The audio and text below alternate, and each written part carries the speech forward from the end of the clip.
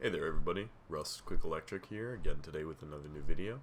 I'd like to start off by saying that I have gotten a newer high quality microphone, so if you could let me know if it sounds better, or I'll go back to the drawing board and find a new one. Also, I'd like to bring about a Discord channel. Now, I know I've been promoting a Discord channel in my videos previously, and this was more so of a Reddit Rust electricity based Discord. Now, I've created one specifically for this channel because I hate to flood their channel with questions coming from my videos to the channel. Initially, it was added to the videos as a method of encouraging people to get more involved with the electricity portion of the game. But now that the channel has grown significantly as we near 100 subscribers, I figured it was better that we switch to a private channel where people can ask questions all day and help each other and post unique creations. So thank you. Find a link in the description. And on to the video. Today, I have for you guys another commonly asked build to be explained, which is the Rust auto turret on a timer for when you're leaving your base and you hope to leave securely, but you don't have any vision to the outside. So for this build, we have a wind turbine attached to a large battery, which is charging currently. And the rest of the items that we need for this build are 2 switches, 2 splitters, which this can be varied depending on how you want to make it, a timer, 3 door controllers, and 3 garage doors. And you're also going to need 3 auto turrets, but that's entirely up to your discretion. You could use 1, you could use 2, you could use 4, but in this video we're just going to set it up for a 3 based auto turret external defense. Now, first thing always, you're going to want to hook up your wind turbine or whatever power source to a large rechargeable battery. I'm always going to recommend the wind turbine with the large rechargeable battery because it gives you a significantly higher energy output. If you use small batteries, you're going to have a big issue using splitters. You can use electrical branches in this instance, but I'm always a fan of the splitter. It's easy, it auto-divides it, and if you have an excess of power, really just makes no difference.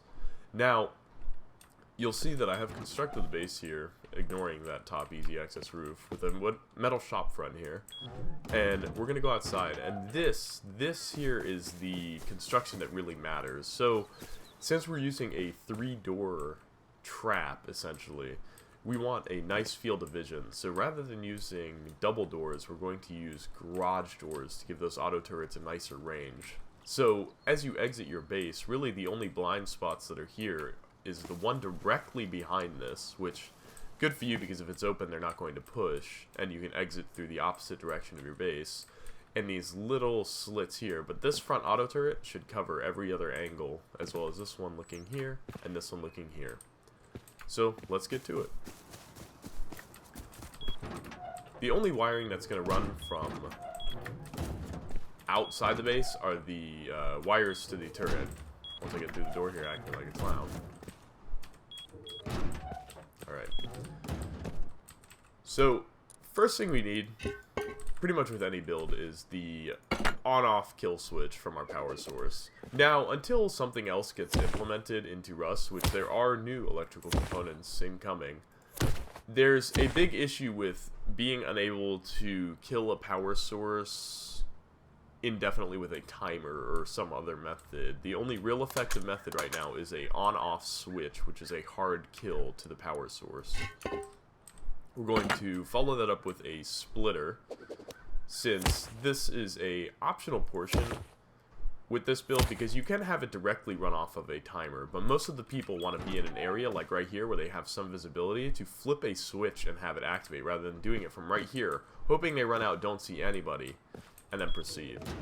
So with that splitter, because we're doing it with a alternate switch method, we're going to have our timer set up here, and then we're going to place our actual activation switch wherever we'd like it. Now in this instance, we're just going to do it right here on this wall, pardon the angle, and we're going to go ahead and wire up the splitter power out 3, just for convenience, to the timer electric input, and we're going to do the power out 2 over across here into our activation switch.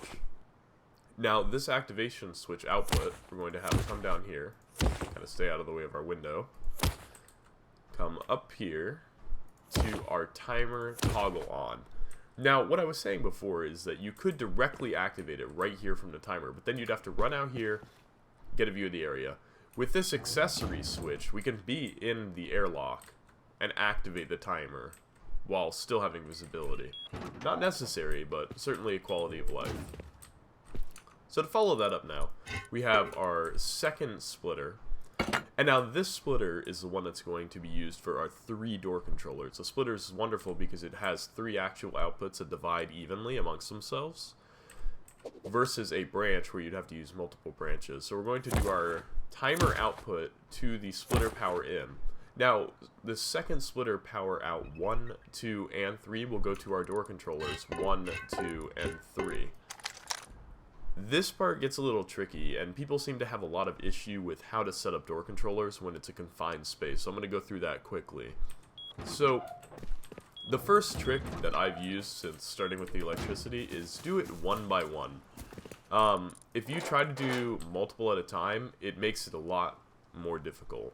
So, we're going to start by placing garage door number 1. We're going to put the door controller furthest away from this one as possible, and we're going to pair it to the door.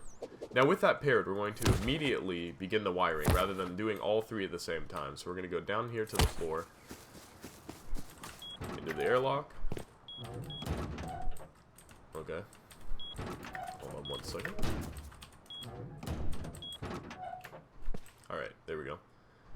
Down here, and up to power out 1. So our first door is set up and wired. So we're now going to go to the second door. And the only reason that I'm not doing it from the splitter currently is because you run into an issue where when you try to play something, you lose that wired connection. So we're just going to go on to the next door here, like so. Now, this one's a little bit tricky because the issue lies in that you can't place on floors, you can't place on ceilings. So when you have a triple wall frame here, you're left with putting it on the actual frame itself. So we're going to pair to the door now. This door's shut here. Which now we're paired. Which is indicated by a little green light. And we're going to run our wire source now from this. And you can obviously make the wires neater. This is just strictly informational. I'm trying to make it a bit neat, but no issue if not. It will still work just as well regardless of how neat the wires are. So that's our second.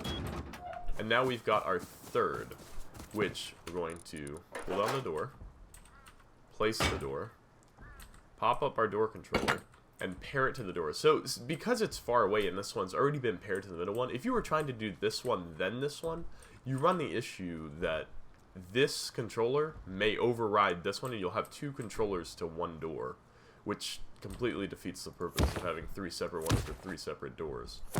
So we're going to run this just as we did with the other. Pin it to the floor there. And then come back up.